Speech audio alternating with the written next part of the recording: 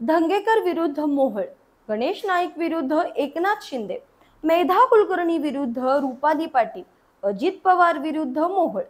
गेल्या काही महिन्यांमध्ये महायुतीत एकमेकांसमोर आलेल्या मित्रपक्षांमधल्या नेत्यांची ही काही उदाहरणं. स्थानिक स्वराज्य संस्थांच्या निवडणुकांचे बिगुल वाजू लागले आणि त्यातच महायुतीतल्या नेत्यांच्या एकमेकांवर आरोप प्रत्यारोपांच्या फैरीही झाडायला लागल्या. पण हे फक्त निवडणुका डोळ्यासमोर ठेवून सुरू आहे की यामागे आणखी काही डावपेच आहेत. आणि अशी भांडणं सुरू असताना महायुतीतले नेते निवडणुकीला सामोरे जाणार कसे, असे प्रश्न उपस्थित केले जात आहेत. नमस्कार, मी अंजली आपलं स्वागत करते पोलखोलमध्ये. शिवसेना फुटल्यानंतर शिंदेची शिवसेना आणि भाजपची युती झाली आणि स्थानिक पातळीवरही शिंदे सोबत गेलेले नेते भाजप सोबत जुळवून घेताना दिसू लागले.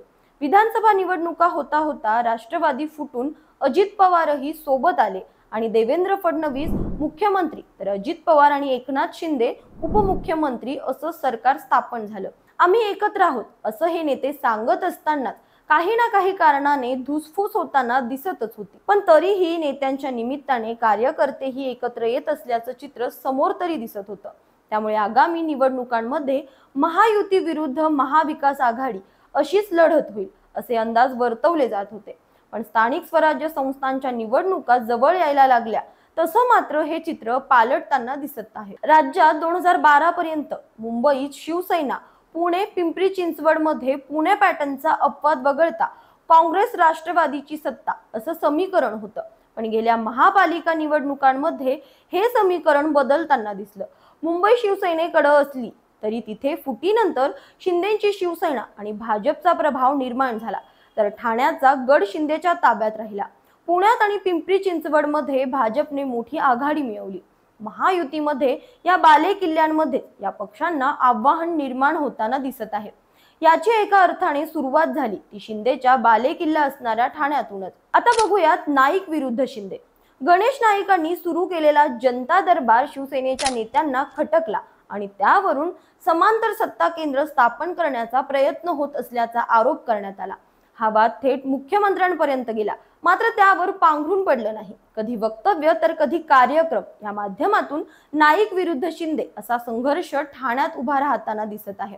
मात्र त्याचे तेवढे पडसाद राज्याच्या राजकारणात उमटताना दिसत नव्हते. राज्याच्या राजकारणावर त्याचे थेट पडसाद दिसत नसले तरी ठाण्यावर आपली सत्ता राखण्यासाठी शिंदेसाठी युतीचा निर्णय महत्वाचा ठरणार होता. त्यामुळे शिंदे अस्वस्थ असल्याची चर्चा होती. पण पुण्यात सुरू झालेल्या वादांमुळे तर आता महायुतीतले तिन्ही पक्ष एकमेकांवर कुरघोडी करण्याचा प्रयत्न करतायत का, असा प्रश्न उपस्थित करणारं चित्र निर्माण झालं आहे. मोहोळ विरुद्ध धंगेकर. गुंड निलेश घायवळच्या पासपोर्टचं प्रकरण समोर आलं आणि त्या निमित्ताने मध्यंतरी बराच काळ शांत असणारे रवींद्र धंगेकर चंद्रकांत पाटलांवर आरोप करताना दिसले. पाठोपाठ मॉडेल कॉलनीतील जैन बोर्डिंगच्या व्यवहाराच्या निमित्ताने केंद्रीय राज्यमंत्री मुरलीधर मोहोळ यांच्यावर राजू शेट्टींनी आरोप केले.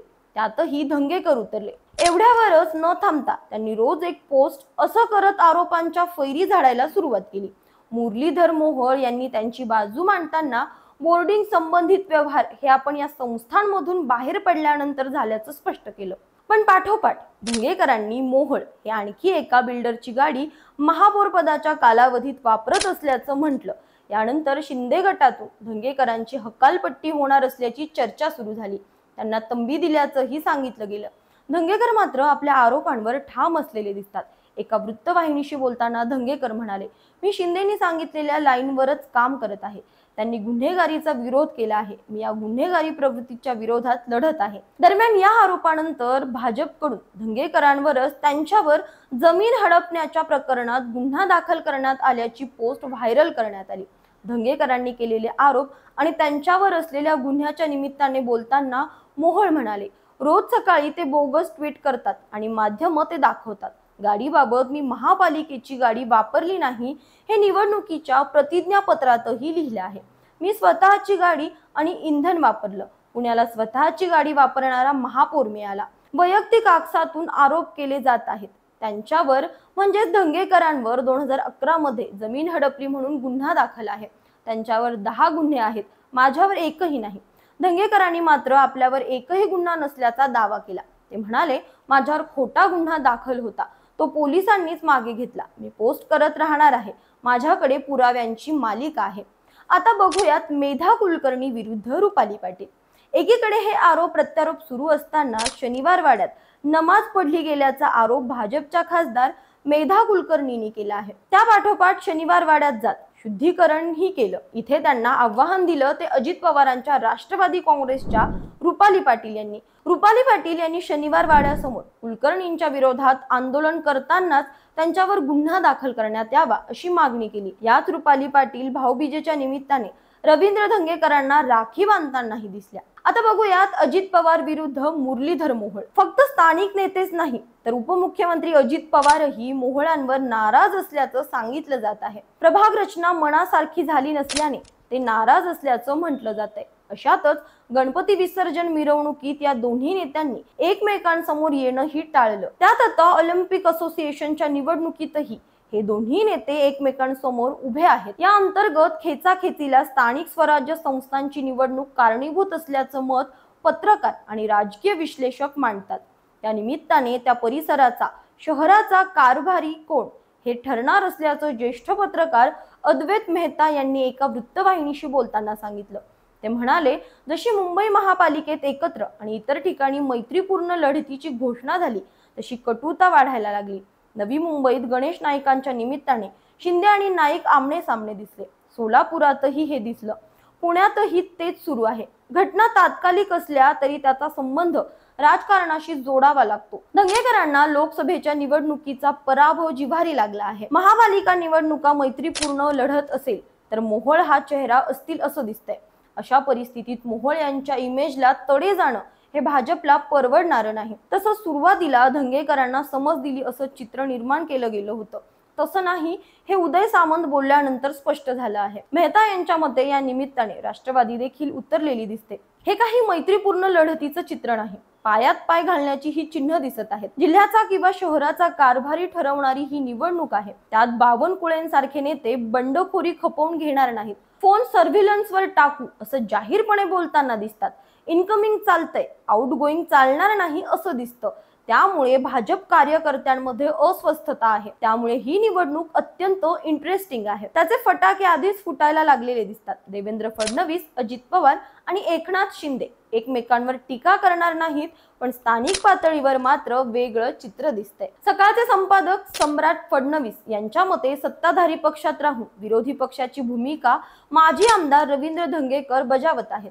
फडणवीस म्हणाले की त्यांच्याकडे शिवसेनेची थेट जबाबदारी नाही, त्यामुळे वैयक्तिक पातळीवर भूमिका घेतल्याचे ते सांगतात. केंद्रीय राज्यमंत्री मुरलीधर मोहोळ यांच्या विरुद्ध त्यांनी उघडलेली आघाडी व्यक्तिगत पातळीवरची आहे. त्यांनी मांडलेला वेताळ टेकडी बोगद्याचा अथवा जैन वसतिगृह जमिनीचा मुद्दा मोहोळ यांच्या भोवती फिरतो. सम्राट फडणवीस सांगतात की 2023च्या पोटनिवडणुकीपासून धंगेकरांचा मोहोळ यांना राजकीय विरोध आहे. तेव्हा धंगेकर मनसेमधून काँग्रेसमध्ये आले होते. आता ते काँग्रेसमधून शिवसेनेत आले आहेत. मात्र आरोपांचा सूर तोच आहे. मोहोळ यांची राजकीय अडचण होत आहे. मात्र त्याच वेळी भाजप कार्यकर्ते आपल्या सोबत आहेत असे चित्र उभे करण्यातही ते यशस्वी होत आहेत. सध्याच्या आरोपांची तीव्रता धंगेकर किती ताकदीने टिकवून ठेवू शकतात आणि त्यामागे किती जनमत संघटित करू शकतात हे महत्त्वाचे ठरेल. त्यांच्यावर पक्षांतर्गत कारवाईची शक्यता कमी वाटते, कारण शिवसेनेच्या इतर नेत्यांनी धंगेकरांचे समर्थन करण्यापासून स्वतःला दूर ठेवले आहे. पक्षांतर्गत कारवाई झाली तर ती धंगेकरांच्या पायावर पडेल अशी ही एक शक्यता दिसते. त्यामुळे आरोप प्रत्यारोपांची राळ खाली बसल्यावर या विषयांचे खरे स्वरूप समोर येईल असे वाटते. धंगेकरांना आतून पाठिंबा आहे तोपर्यंत ते काही करणार नाहीत. त्यांच्या अंतर्गत मर्यादेपर्यंतच ते जातात असे हिंदुस्तान टाइम्सचे मेट्रो एडिटर योगेश जोशी म्हणाले. धंगेकरांची काही प्रमाणात कोंडी झाल्याने ते आपली जागा निर्माण करायचा प्रयत्न करत असल्याचं मतही त्यांनी मांडलं. त्यांच्या मते आता त्यांना वॉर्निंग दिल्याचं सांगितलं जातंय. सेनेत गेल्यानंतरही त्यांना फारसं काही हाती लागलेलं नाही. प्रभागही त्यांच्या सोयीचे नाहीत. त्यामुळे पदाचा वापर करून ते पुढे जाऊ शकले असते, पण त्या 1.5 वर्षात फारसं काम दिसलं नाही. आरोप प्रत्यारोपातच ते अडकून राहिले. धंगेकरांची काम करण्याची ही पद्धत आहे. ते स्वतःच्या कॅरेक्टरला जपत आहेत. प्रत्येक पक्ष आपला पक्ष वाढवत असतो. भाजप मोठा भाऊ म्हणून आहे, पण शिवसेना पुण्यात मोठी नसली तरी तिचे नेते स्वतःची इमेज जपत आहेत. राष्ट्रवादीतही तेच दिसून येतं असे ते म्हणाले. निवडणुका डोळ्यासमोर ठेवून सर्व पक्ष विस्तार करण्याचा प्रयत्न करताना दिसतात. राष्ट्रवादीतही ठराविक नेते जसे रुपाली पाटील किंवा अमोल मिटकरी हेच अशा मुद्द्यांवर बोलताना दिसतात. पक्ष पातळीवर म्हणलं तर ती भूमिका अधिकृत नाही असं म्हणता येईल. या निवडणुकीत बरंच काही पणाला आहे, त्यामुळे सगळेच पक्ष सक्रिय झाले आहेत असे जोशी यांनी स्पष्ट केले. राज्यातल्या महायुतीच्या कागाळ्यांबाबत बोलताना त्यांनी एकत्र राहणं ही महाविकास आघाडीची आत्ताची अपरिहार्यता असल्याचं मांडत महायुती मात्र सत्तेत असल्याने हे सुरू असल्याचं म्हणलं. जोशी म्हणाले, राज्यात आणि केंद्रात सत्तेत असलेल्या पक्षांना त्याचा फायदा होताना दिसतो. शिवसेनेचे नेते कार्यक्रम, किट्स आणि विविध माध्यमातून लोकांपर्यंत पोहोचताना दिसत आहेत. त्यामुळे मवियासाठी अशा वेळी एकत्र राहणं आणि दिसणं अत्यावश्यक आहे. महायुतीत मात्र ते दिसत नाही. तुम्हाला काय वाटतं, ही खेचाखेची निवडणुकीनंतर शांत होईल का की आणखी तापली जाईल? कमेंटमध्ये नक्की सांगा. अशाच माहितीपूर्वक व्हिडिओसाठी आमच्या चॅनलला लाईक, सबस्क्राईब आणि शेअर करा.